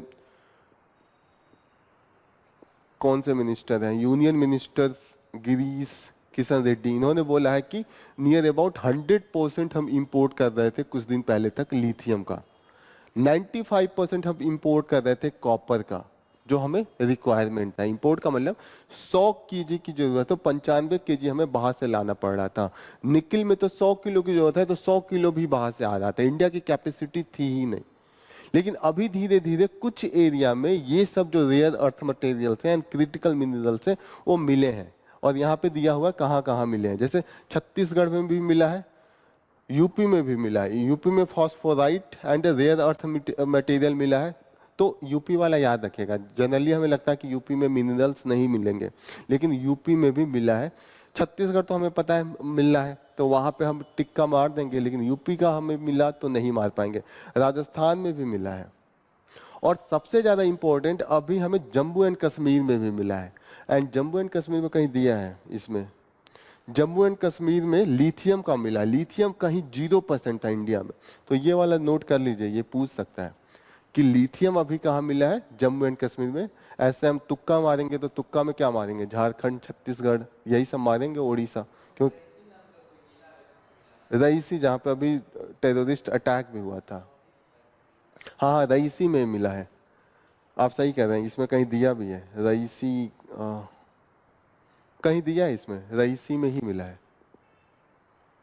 मेनली, लेकिन स्टेट वाइज पूछेगा, इतना नीचे जाके नहीं पूछेगा। लेकिन वो अगर स्टेट पूछेगा तो स्टेट में हमें कंफ्यूज नहीं होना चाहिए। जहां जहां हमें ऐसा लगे कि नहीं हम मारेंगे, जैसे तमिलनाडु हमें नहीं समझ में आएगा, तमिलनाडु के मदुरई में मिला है टंगस्टन, तो ये भी याद रखिएगा कि तमिलनाडु हमें लगेगा कि वहां कैसे मिलेगा। नॉर्थ ईस्ट में भी मिला है कुछ चीजें, ठीक है, अरुणाचल प्रदेश में भी मिला है। तो ये चीजें थोड़ी सी ऐसी हैं जो थोड़ी सी एक्सेप्शनल है। एक क्वेश्चन और पूछ सकता है, अभी जो इंटरनेशनल एनर्जी एजेंसी है वो एक रिपोर्ट पब्लिश करता है जिसका नाम है ग्लोबल क्रिटिकल मिनरल्स आउटलुक, ठीक है, ये नोट कर लीजिए कि ग्लोबल क्रिटिकल मिनरल्स आउटलुक कौन पब्लिश करता है। आंसर होगा इंटरनेशनल एनर्जी एजेंसी। ये एजेंसी ने कहा है कि जिस तरीके से अगर हम जो ग्लोबल टेम्परेचर है उसको 1.5 तक लाना चाहते हैं, तो ऐसे में ये जो क्रिटिकल मिनरल्स हैं उनकी डिमांड काफी बढ़ने वाले हैं। क्योंकि आप देखिएगा जब रिन्यूएबल एनर्जी का हम प्रोड्यूस करते हैं तो जो बैटरी बनता है वो किससे बनता है? लिथियम से बनता है। और लिथियम का कुछ नहीं तो इन्होंने कहा है कि 30% डिमांड इधर इंक्रीज होगा, ठीक है, जो कंटिन्यूअसली इंक्रीज हो रहा है। और ऐसे में जो ओवरऑल खर्चा इन पे आएगा 325 बिलियन डॉलर के आसपास आने वाला है ये सब चीजें करने में, ठीक है। सबसे ज्यादा इंपॉर्टेंट है ये ग्लोबल आउटलुक जो ये निकालते हैं क्रिटिकल मिनरल का, वो इंटरनेशनल एनर्जी एजेंसी निकालती है, that is most important. Okay, India का है ग्रेजुअली, ये कुछ नहीं था लेकिन अभी मिला है। अब देखिए मिला तो है लेकिन इंडिया में दिक्कत है कि कोई उसका, जैसे कभी माइंस अगर मिलता है तो माइंस जब मिलता है, कोई भी मिनरल्स मिलता है तो उसके माइंस की बोली लगती है कि कौन उसको माइनिंग करेगा। पहले ये स्टेट के हाथ में था, अभी यूनियन ने ये जो क्रिटिकल मिनरल्स है उसके माइन को अपने अंडर में ले लिया है। और उन्होंने एक जो रूल है, इंडिया का लॉ है, mines and mineral development regulation act, इसको अमेंड किया। और इसको अमेंड करके 24 क्रिटिकल जो स्ट्रेटेजिक मिनरल्स है उसको अपने अंडर में ले लिया। पहले होता था कि मेजर यूनियन के हाथ में होता था, माइनर स्टेट के हाथ में होता था। अब सारा का सारा जो भी क्रिटिकल होगा वो यूनियन अपने अंडर में लिया हुआ है। अब यूनियन ने इसके लिए ऑक्शन स्टार्ट किया। ऑक्शन का मतलब होता है कि 10 लोग को बुलाएंगे, वो बिडिंग करेंगे कि मैं 10 करोड़ दूंगा, कोई कहेगा 15 करोड़ दूंगा। जो सबसे ज्यादा बोलेगा, मानिए किसी ने सबसे लास्ट में बोला कि मैं 50 करोड़ में ये वाला माइन वाला एरिया खरीदता हूं, तो उसको दे दिया जाता है। लेकिन इस बार दिक्कत ये है कि लोगों ने बोली ही नहीं लगाई और कई माइंस का दिया ही नहीं लोगों। अब ये है कि मिनरल्स मिलना ही सिर्फ बड़ी बात नहीं होती है, उसको हम कितनी मात्रा में है। मतलब मैं ये पूरा जमीन खोलूं, मुझे कोई कह दे कि इसके नीचे सोना है, और मैं यहाँ पे आधा किलोमीटर एरिया का जमीन खोद के सिर्फ 10 ग्राम सोना पाऊं, तो 10 ग्राम सोने का कितना रेट होगा? 35,000। आधा किलोमीटर खोदने में कितने पैसे मुझे लगाने पड़ेंगे? 15-20 लाख। सोना तो मिला मुझे, लेकिन सोना कितने का मिला? कितने का मिला? 35,000 का। और कितना मैंने पैसे लगाए? तो नॉर्मल जो बिडर होते हैं, कई बार लगता है कि ठीक है मिनरल्स तो है, लेकिन उसमें जो उनका एक्सपेंडिचर लगेगा वो काफी ज्यादा लगेगा, वो बोली ही नहीं लगाते हैं। यही हाल यहाँ पे भी हुआ। यहाँ पे देखिएगा कि लैक ऑफ एडुकेट डेटा, उनके पास पता ही नहीं था कहाँ पे मिनरल्स है। अब बता दिया कि इस पूरे एरिया में मिनरल्स है, जब आप सर्वे कराएंगे तब तो पता चलेगा कि उस एरिया में वहां पे खोदूंगा तो मिलेगा। और मिनरल्स ऐसा नहीं है कि मिलते ही उसका यूज होता है, उसको बहुत प्यूरिफाई करना पड़ता है। वो ओस में मिलता है। ओस का मतलब उसमें मिट्टी पत्थर सब मिला रहेगा, फिर आप उसको कई प्रोसेस करवाते हैं तब जाके छोटा सा मिनरल्स मिलता है, ठीक है। तो ऐसे कंडीशन में जब तक आपके पास डेटा नहीं है तब तक वहां पे बिडिंग नहीं होगी इंडिया में। इसमें जो साइंस एंड टेक्नोलॉजी है वो काफी पीछे है इंडिया इस सब चीजों में। ओके, एक चीज और इंपॉर्टेंट है जो याद रखिएगा, इंडिया ने विदेश में अब माइंस लेने स्टार्ट किए हैं। और जो पहला माइन हमने लिया है वो अर्जेंटीना में लिया है, और खनिज विदेश इंडिया ने उसकी बोली लगाई है, उसने एक्वायर किया है। तो फर्स्ट जो माइंस हम विदेश में ले रहे हैं। अब हम विदेशों में भी देख रहे हैं कि जहां पे भी क्रिटिकल मिनरल्स हैं, क्योंकि हमें जो यूएस की है वो डिपेंडेंसी कम कर, यूएस नहीं चाइना की डिपेंडेंसी कम करने के लिए हम फॉरेन में भी जाके हम माइंस ले रहे हैं, और ऐसे में इंडिया जो जो पहला माइंस लिया है वो अर्जेंटीना में लिया है, that is taken by the खनिज विदेश इंडिया लिमिटेड, वो गवर्नमेंट की कंपनी है। अब चाइना में ही मैक्सिमम मिनरल्स हैं जो क्रिटिकल हैं या रेयर अर्थ मटेरियल है, यूएस भी बहुत दुखी रहता है। तो यूएस ने भी एक स्टार्ट किया था मिनरल सिक्योरिटी पार्टनरशिप। इसके अंडर में यूएस ने कुछ देशों का एक ग्रुप बनाया है, और वो एक दूसरे के वहां जो क्रिटिकल मिनरल्स हैं उसकी बिडिंग करते हैं और उसको एक्सट्रैक्ट करके एक दूसरे को वो सप्लाई करते हैं, ताकि चाइना की जो डिपेंडेंसी है वो कम हो। इस समय इसके अंडर में 14 कंट्रीज हैं, उसका लिस्ट मैंने यहाँ पे दिया हुआ है, तो एक बार आप लोग देख लीजिएगा। मैक्सिमम जो कंट्रीज हैं, जो मेन कंट्रीज हैं, मेन वेस्ट के जो दोस्त हैं, Australia, Canada, Finland, France, Germany. अब इंडिया ने भी 2023 में जाके मेंबरशिप लिया है। ओके, इंडिया भी इसका पार्ट है। तो क्वेश्चन ये पूछेगा कि मिनरल सिक्योरिटी पार्टनरशिप क्या है, तो ये यूएस लेड ग्रुप है जो क्रिटिकल मिनरल्स को हम ढूंढ रहे हैं, और इंडिया इसका पार्ट है, चाइना पार्ट नहीं है, रसा पार्ट नहीं है। ओके, तो ये सब चीजें आपको पता होनी चाहिए। एक चीज मैं उसमें बताना भूल गया, जो कश्मीर वाला हम लोग पढ़ रहे थे, एक ऑपरेशन सर्व विनाश हमने स्टार्ट किया था 2003 में, एक मिलिटेंसी जब पीक पे थी, और उसमें माना जाता है कि सबसे जो हाई नंबर ऑफ कैजुअलिटी जो टेररिस्ट की हुई थी उस ऑपरेशन में हुई थी। तो ये देखिएगा कि this is associated with the Poonch Surankote area में ये हुआ था, and this is associated with the जो मिलिटेंसी के खिलाफ ऑपरेशन था वो था। तो ऑपरेशन सर्व विनाश एक बार याद रखिएगा। ठीक है, क्लियर है ये चीजें, critical minerals, rare earth minerals, और जो फैक्ट थे। नेक्स्ट न्यूज है supreme court ruling on portrayal. Portrayal का मतलब what is mean by the portrayal? हाँ, आप किसी चीज को कैसे दिखाते हैं। Portrayal of the disability in the films, कि आप जो विकलांगता है, डिसेबिलिटीज है, उसको कैसे दिखा रहे हैं। ठीक है, तो पिक्चर्स के अंदर किसी भी चीज का जो उनको फ्रीडम मिलता है, फ्रीडम उसको मानते हैं कि freedom to show creativity. Creativity आप दिखाइए, लेकिन क्रिएटिविटी दिखाने के लिए किसी का मजाक थोड़ी उड़ाएंगे। जैसे हो गया ना कि आप किसी भी पिक्चर में ये दिखा दें कि ये काना है और काने बड़े चालाक होते हैं, होता है ना, जो समाज में भी ऐसा चीज मानने लगते हैं, जैसे पिक्चर में दिखाया, आम जनता भी का वही बिलीफ होने लगता है। तो ऐसे जो काना आदमी है अगर सही भी है तो उसके खिलाफ लोग एक तरीके से उसको चालाक समझने लगते हैं। आप समझ रहे हैं?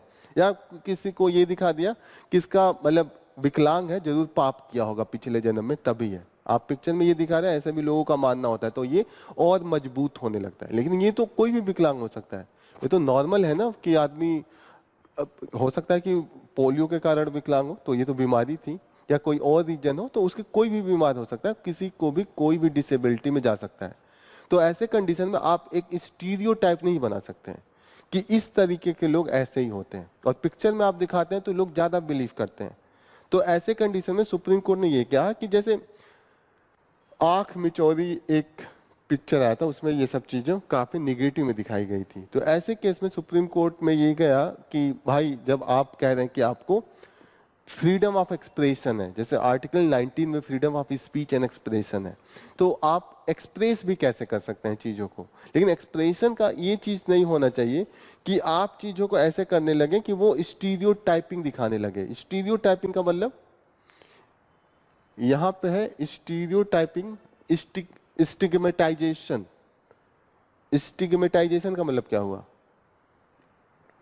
स्टिग्मा लगा देना, जैसे किसी चीज को किसी निगेटिव चीज से जोड़ के दिखाना कि इसने ऐसा किया है तभी इसके साथ ऐसा हुआ है। नहीं होता है कि स्टिग्मा लगा देते हैं लोग कि इसका खानदान ऐसे है, होता है ना कि लोगों का किसी के होता है ना कि लांछन लगा देना, तो इसको स्टिग्मेटाइजेशन कहते हैं, और उसके कारण डिस्क्रिमिनेशन होता है। हर आदमी सोचता है कि ये ऐसा है तभी ऐसा हुआ है, रियलिटी कुछ और होती है।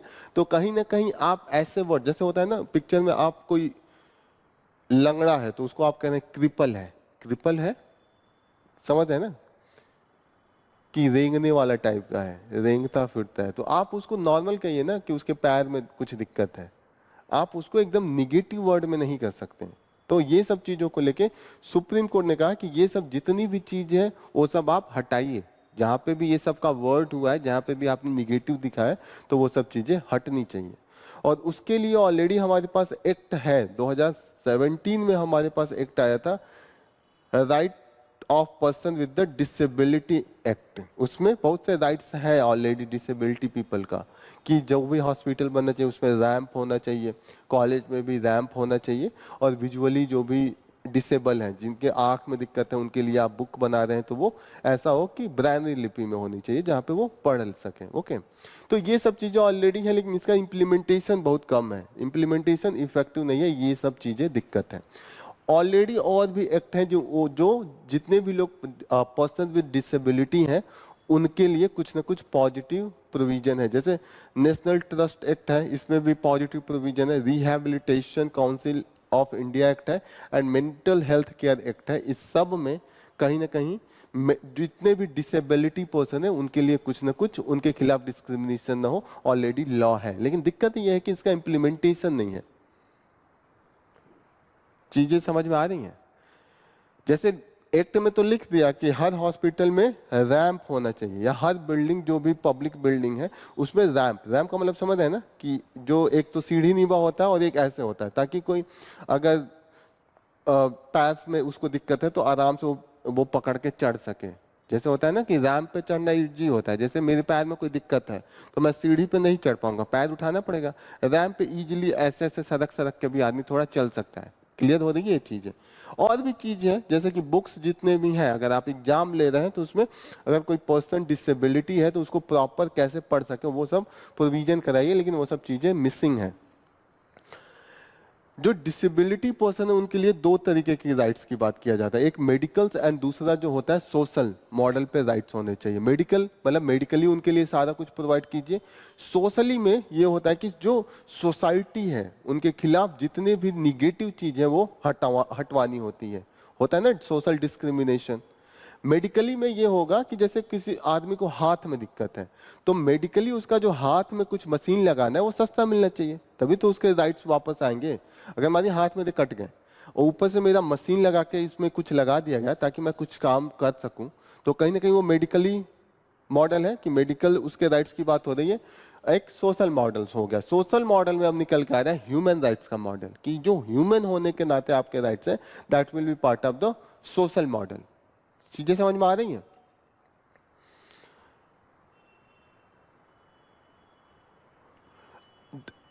जो नेक्स्ट चीज इन्होंने कहा है कि अभी भी जो डिसेबल्ड पर्सन है उनको सहायता करके लोग सोचते हैं कि चैरिटी करनी चाहिए, लेकिन दिक्कत है कि चैरिटी की जगह पे हमें ऐसा प्रोविजन आना चाहिए कि वो भी एक नॉर्मल आदमी के जैसे जी सके। जैसे होगा, जैसे अभी हाल ही में हमने पढ़ा था कि एक पर्सन है, उन्होंने चैट जीपीटी का यूज किया था कि वो रोड कैसे क्रॉस करे पूछ के टेक्नोलॉजी से।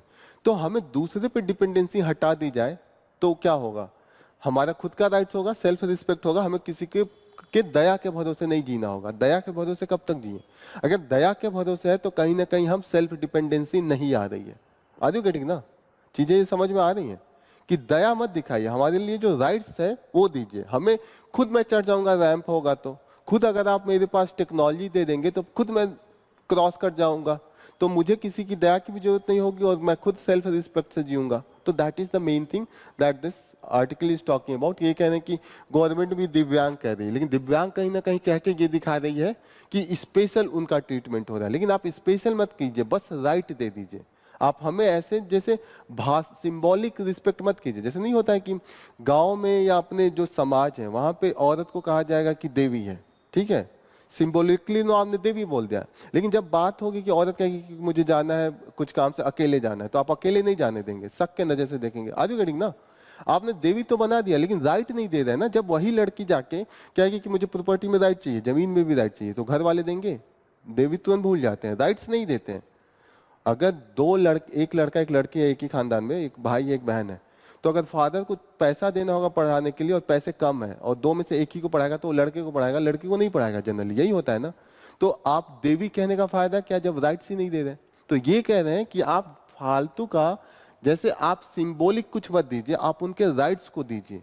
ये सब वर्ड का कोई मायने नहीं रखता जब तक आप उनके जो नॉर्मल राइट्स हैं वो नहीं दे रहे हैं।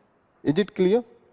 तो यही इसमें मेनली इसका डिस्कशन है। इन्होंने बोला कि क्रिएटिव फ्रीडम का जो पिक्चर बनाते हैं वो कह रहे हैं कि अब आप हर चीज पे रूल लगा देंगे, फिर हम अपना पिक्चर को होता है ना कि इंटरेस्टिंग कैसे बनाएंगे, अपना फ्रीडम कैसे दिखाएंगे। तो इन्होंने कहा क्रिएटिव फ्रीडम दिखाने के लिए आपको ये नहीं जरूरत है कि आप किसी और लोगों को खराब तरीके से दिखाना स्टार्ट कर दें, वो भी जो सबसे ज्यादा वल्नरेबल है, मार्जिनलाइज्ड है। वल्नरेबल का मतलब होता है सबसे ज्यादा कमजोर और जिनको आसानी से हर्ट किया जा सके बिना किसी रिस्क के। अब जो भी विकलांग है उससे लड़ेंगे थोड़े, वो लड़ेगा क्योंकि वो ऑलरेडी विकलांग है। तो ऐसे में आप सबसे जो कमजोर आदमी है उसके खिलाफ आप वो मत कीजिए। ये आप कह रहे थे ना रईसी, ये दिया तो है यहाँ पे, रईसी में ही है, लिथियम मिला है। ठीक है, क्लियर? ये सब चीजें हमने पढ़ी हैं कंटिन्यूअसली, ये सब न्यूज में था। ये जेरमी कॉर्बिन है, ये लेबर लीडर है, अभी जीते हैं ब्रिटेन से। ये जम्मू एंड कश्मीर से, इनको गवर्नमेंट इस समय जेल में टेररिस्ट बन की है, लेकिन इन्होंने काफी अच्छा जो सांसद का इलेक्शन था उसमें इनका काफी अच्छे से विन किए हैं, काफी अच्छे मार्जिन से, और मेन पार्टी को हटाया। जैसे उमर अब्दुल्ला को हरा दिया। उमर अब्दुल्ला नेशनल कॉन्फ्रेंस के मेन है, तो भी उनको हरा दिया और अभी ये जेल में है। तो कहीं इनको टेररिस्ट बोल के जेल में रखा है। तो ये कश्मीर का बड़ा अजीब मामला है। कश्मीर में लगेगा कि वहाँ का, हमें लगेगा टेररिस्ट है, लेकिन वहाँ के लोग के लिए हीरो है। हमने तो इनको जेल में बंद किया है, लेकिन वहाँ पे तो काफी अच्छे मार्जिन से जीता है। कहीं दिया होगा इसमें, इनका मार्जिन काफी हाई था और वहाँ के मेन लीडर को हरा दिया। ठीक है, अच्छा यही इसमें नहीं दिया लेकिन हराया इन्होंने। ओके, तो दीज आर द थिंग्स कि आदमी का पर्सपेक्टिव बहुत अलग आ जाएगा। हमें लगेगा कि अरे ये तो विलेन है, वहां पे जाके देख रहे हैं तो हीरो है। आर यू गेटिंग ना?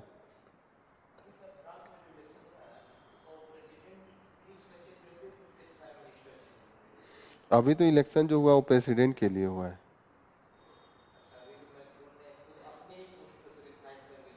हाँ हाँ हाँ, टाइम काफी था, 1.5 साल पहले ही करा दिया।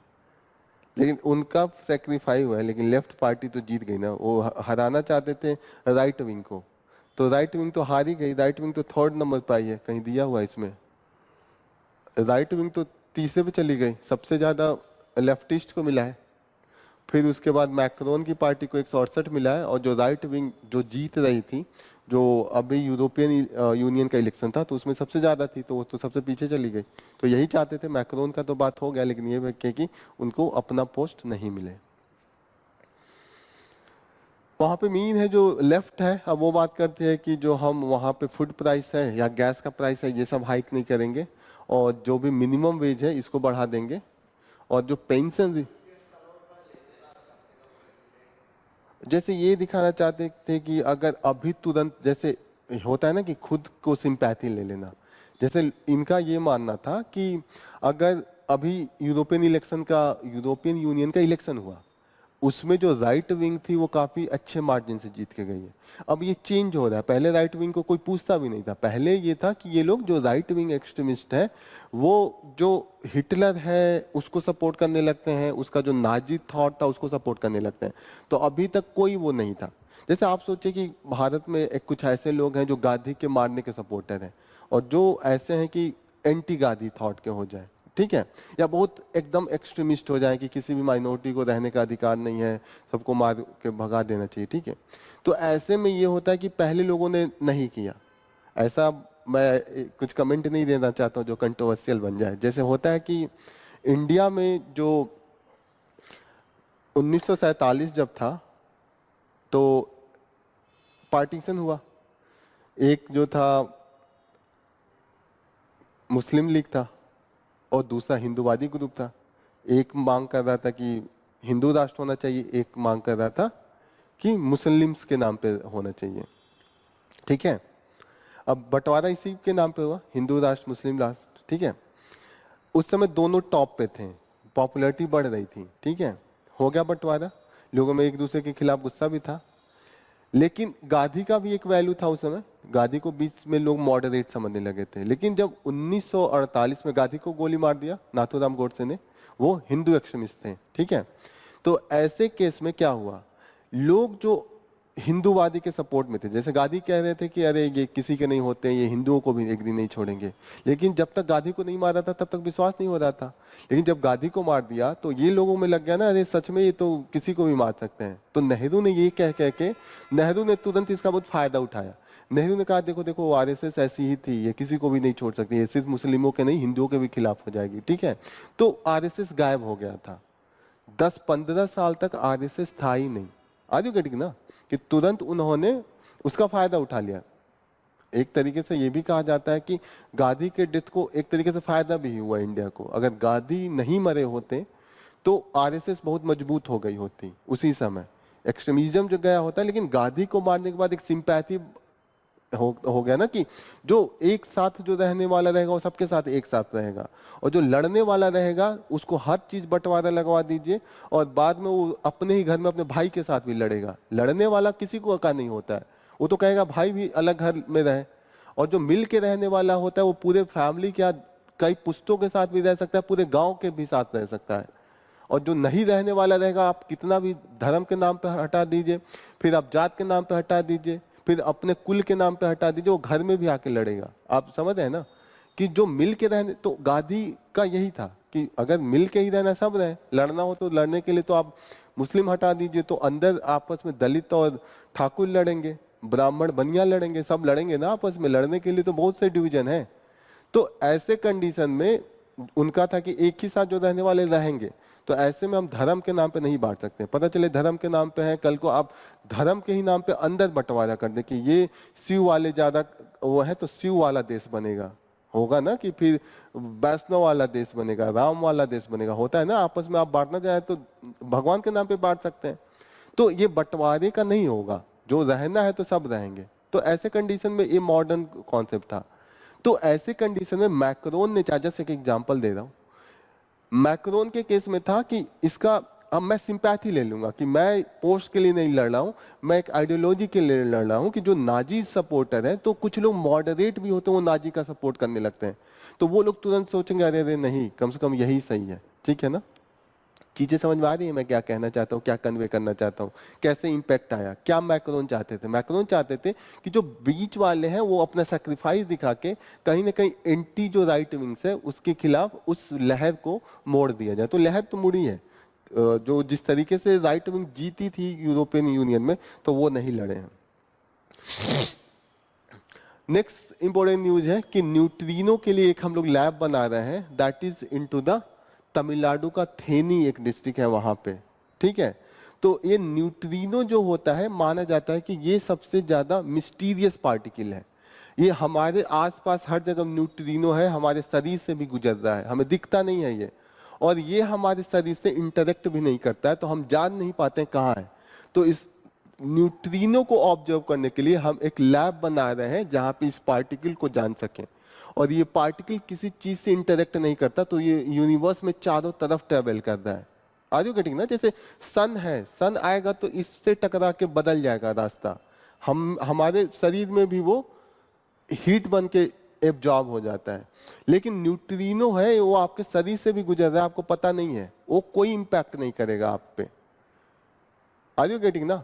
तो इसीलिए हम न्यूट्रिनो का पता लगाना चाहते हैं, उसके लिए एक लैब बनाना चाहते हैं, वो थेनी में बना रहे हैं, जमीन के काफी अंदर। उसका को लेकर काफी विरोध भी चल रहा है, क्योंकि वहां पे जंगल काटने पड़ेंगे, और वहां के लोगों को डर है कि इससे लेबोरेटरी से जो वहां एक्सपेरिमेंट होगा, जो वो लोग रे को लाएंगे या जिस इस पार्टिकल को लाएंगे, तो आसपास उत्सर्जन होगा, रिमिशन होगा, उससे मेडिकल भी इम्पैक्ट आएगा, तो लोग विरोध भी कर रहे हैं।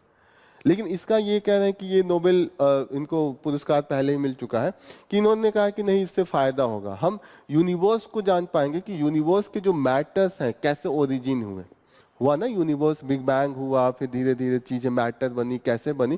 क्योंकि यूनिवर्स जब पहली बार बिग बैंग हुआ, तो जो न्यूट्रिनो उस समय था वही न्यूट्रिनो अभी तक है, क्योंकि वो रिएक्ट नहीं कर रहा है। तो जो नेचर तब था अभी तक वही है, तो हम जान पाएंगे कि जब बिग बैंग हुआ था तो क्या नेचर था। आर यू गेटिंग ना, इसलिए इसका एक्सपेरिमेंट जरूरी है, ये इसके सपोर्ट में है। एटमॉस्फेरिक न्यूट्रिनो का सबसे पहला जो एक्सपेरिमेंट पता भी चला था, कोलार कर्नाटका में गोल्ड माइन है, वहां पे इन लोगों ने मशीन लगा के भी पता किया था। तो कोलार को लिख लीजिएगा, गोल्ड माइन है वहां पे, ये प्रीलिम्स के लिए इंपॉर्टेंट हो सकता है। यहाँ पे एक और चीज है, new atmospheric particle forms in the upper troposphere. तो टोपोस्फेयर स्ट्रेटोस्फेयर पता है, जैसे कि different layer of earth atmosphere है। जैसे अर्थ ये है, तो इसके जो ऊपर है सबसे ज्यादा जहाँ पे हवा हुआ है पास में, जस्ट अर्थ के पास, इसको हम कहते हैं ट्रोपोस्फेयर। ट्रोपोस्फेयर के बाद क्या होता है, स्ट्रेटोस्फेयर। स्ट्रेटोस्फेयर के बाद मेसोस्फेयर, आइनोस्फेयर, देन एक्सोस्फेयर, ये सब होता है। तो जो ट्रोपोस्फेयर और स्ट्रेटोस्फेयर के बीच में जो है, वहां पे जब एक दूसरे से रिएक्ट कर रहे हैं एयर्स, तो वहां पे न्यू पार्टिकल का, न्यू तरीके के पार्टिकल्स का फॉर्मेशन हो रहा है। और वहां पे जो एरोसोल पार्टिकल है, उनका जो डायमीटर्स है अराउंड 1 माइक्रोन, वहां पे we are seeing that the water vapour and cloud formation काफी अधिक है। एंड ऐसे केस में it's play the earth radiative balance. Radiative balance का क्या मतलब होता है, लाइट आ रहा है और जो जा रहा है, तो जो एक तरीके से हीट बजट भी उसको कहते हैं ना, हीट बजट, तो वो बैलेंस करता है। ठीक है, बस इतना ही जानिए। ये वाला देख लीजिए एक बार, निपा वायरस। निपा वायरस का अभी तक कोई मेडिसिन नहीं है और अभी तक कोई वैक्सीन नहीं है, ये इंपॉर्टेंट है। तो पहला चीज ये नोट कर लीजिए कि निपा वायरस का ना ही कोई अभी ट्रीटमेंट है और ना ही कोई वैक्सीन है। वैक्सीन का एक्सपेरिमेंट होने जा रहा है, दैट इंडिया में होगा। ओके, मेनली ये जो है, ये चमगादड़ दिख रहे हैं उल्टा लटके हैं, इन्हें बैट फ्रूट कहते हैं। इन्हीं में ये मेन होस्ट है, और ये फ्रूट को खाएगा, और वो फ्रूट इंसान खाएगा तो वो इंसान को होगा। Is it clear?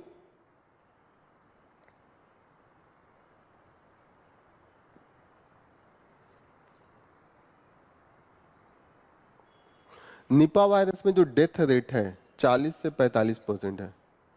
मतलब अगर 100 लोगों को हो रहा है तो उसमें 40 से 75 लोगों का डेथ होता है। जो बचने वाली स्थिति है वो बहुत कम है।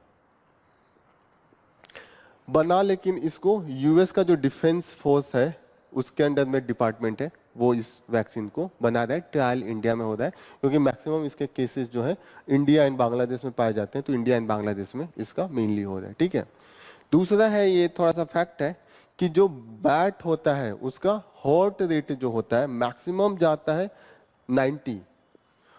जैसे होता है ना, आपने देखा होगा कि छिपकली ठंड में दिखती है, ठंड में छिपकली देखा है, हाइबरनेट कर लेते हैं वो लोग, क्योंकि उनके अनुसार अनुकूल इन्वायरमेंट नहीं होता है, तो वो चुपचाप जाके एक जगह बैठ के सो जाते हैं काफी लंबे टाइम के लिए। तो ऐसे में सोने पे क्या होता है, हमारी जो मोटा जो क्या होती है मेटाबोला क्या उसको कहते हैं, हाँ, मेटाबॉलिज्म जो होता है वो स्लो हो जाता है। तो ऐसे में हमें जो एनर्जी नीड होती है वो बहुत कम हो जाती है। हो गया ना? जैसे मेढक आप देखते होंगे कि जब केवल वो बरसात में आया और अंदर जाके सो जाता है, नॉर्मल यही होता है। ओके, तो ऐसे कंडीशन में उनको एक तो खाने की जरूरत कम होती है, क्योंकि एनर्जी ही कम जरूरत है। तो बाय दैट, समझ में आ रहा है ये चीजें? तो ऐसे ही केस में जो बैट होता है वो भी कुछ देर के लिए हाइबरनेट हो जाता है। इस प्रक्रिया को हाइबरनेशन कहते हैं। जो छिपकली जाके इनएक्टिव हो जा रही है, जो मेढक जाके इनएक्टिव हो जा रहा है, उस प्रक्रिया को हाइबरनेशन कहते हैं। बैट डे टाइम में हाइबरनेट हो जाता है, रात को बस एक्टिव होता है। जैसे हम लोग भी हाइबरनेट होते हैं ना, रात में देखिएगा सो जाते हैं तो खाने की जरूरत नहीं पड़ती है। दिन में 3 घंटे बाद भूख लगेगा, चाय मन करेगा, लेकिन रात में हमें लगता है कि 2 घंटे बाद चाय चाहिए, नहीं चाहिए ना। हाइबरनेट हो जाते हैं और हमारा मेटाबॉलिज्म जो होता है वो काफी कम हो जाता है। Same is with the these as well. और यहाँ पे इस क्रिया को कहते हैं टॉरपोर। टॉरपोर इसको कहते हैं, इस हाइबरनेशन को। ओके, तो समझ में आ रही है ये चीजें, हाइबरनेशन। और ये जब हाइबरनेट हो जाता है तो 2 4 5 पर 6 बीट पर मिनट हो जाता है। हाँ, तो यही तो कह रहे हैं कि काफी ज्यादा इनका वो है, उसमें हाइबरनेशन में क्या होगा, जो हर्ट रेट है वो भी कम हो जाएगा। हो, हो गया। लास्ट बस एक देख लीजिए जो अवार्ड मिला है।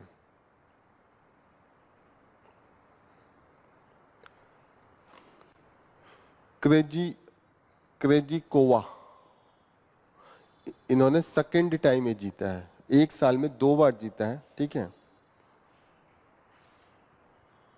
जो टेनिस का मेजर जो होता है, ये विमेंस में जो डबल जीते हैं, किसको हरा के जीती है? पोलिनी, पोलिनी को हरा के जीता है। बस इतना पीसेस में ये दिया तो है। हाँ,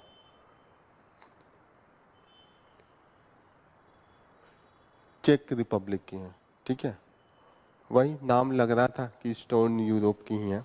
So this is all about from the today's news analysis. We will conclude here. Thank you for joining the session. All the best. कल मिलते हैं फिर।